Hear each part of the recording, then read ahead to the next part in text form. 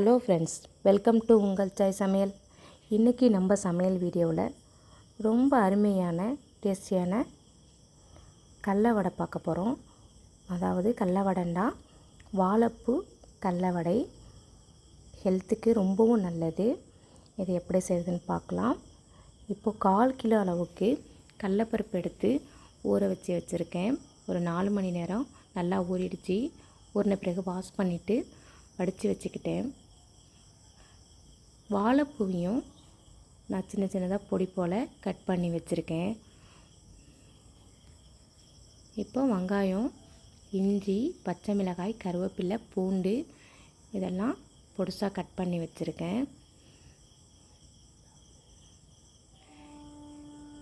இது நல்லா தண்ணியில் நல்லா வடிஞ்ச பிறகு நான் ஊற வச்சுருந்த கடலப்பருப்பு எல்லாத்தையுமே இதே போல் கொரப்பாக கிரைண்ட் பண்ணி எடுத்துக்கிறேன்.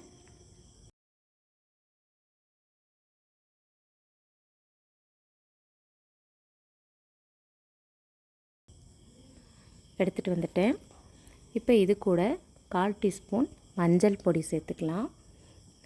சோம்பு பொடி 1/2 டீஸ்பூன் சேர்த்துக்கலாம். சால்ட்டு 1/2 டீஸ்பூன் போட்டிருக்கேன். உங்களுக்கு தேவையான அளவு சேர்த்துக்கங்க. 2 வெங்காயம் பொடியாக கட் பண்ணி சேர்த்துக்கிட்டேன். பூண்டு பல் பொடிசாக கட் பண்ணி வச்சுக்கிட்டேன். இஞ்சியும் பொடிசாக கட் பண்ணி வச்சுக்கிட்டேன். பச்சை மிளகாய், கருவேப்பிலை. இது கூடவே இப்போ நம்ம வாழைப்பூவை பொடிசாக கட் பண்ணி வச்சுருந்தோம், அதையும் இது கூட நம்ம சேர்த்துக்கலாம்.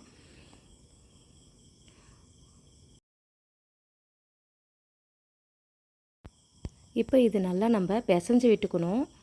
அப்போ தான் இந்த உப்பு, பச்சை மிளகாய் எல்லாம் நல்லா நம்மளுக்கு கரெக்டாக வரும். நல்லா பிசைஞ்சு விட்டுக்கலாம்.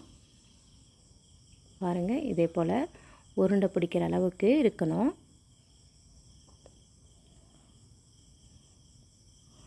இப்போ ஆயில் சூடாயிடுச்சு. வடையை தட்டி போடலாம். கடல வடை. இந்த வாழைப்பூ கடல வடை ரொம்பவும் உடம்புக்கு ஹெல்த்தியானது. சின்ன பசங்கள்லாம் விரும்பி சாப்பிடுவாங்க. இந்த மாதிரி வடை போல் நம்ம கடல வடை செஞ்சு கொடுத்தா இது ஈவினிங் ஸ்நாக்ஸாக சாப்பிட்லாம். ரொம்ப அருமையாக இருக்கும். ரொம்ப கிறிஸ்பியாக சாப்பிட்றதுக்கு அவ்வளோ நல்லா இருந்துச்சு.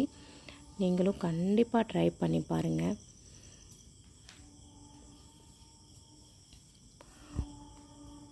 வாழைப்பூ வடை ரெடி. பாருங்கள், எவ்வளோ நல்ல மொறுமொறுன்னு நல்லா சூப்பராக இருந்துச்சு. ஓகே ஃப்ரெண்ட்ஸ், கண்டிப்பாக நீங்களும் ட்ரை பண்ணி பாருங்கள்.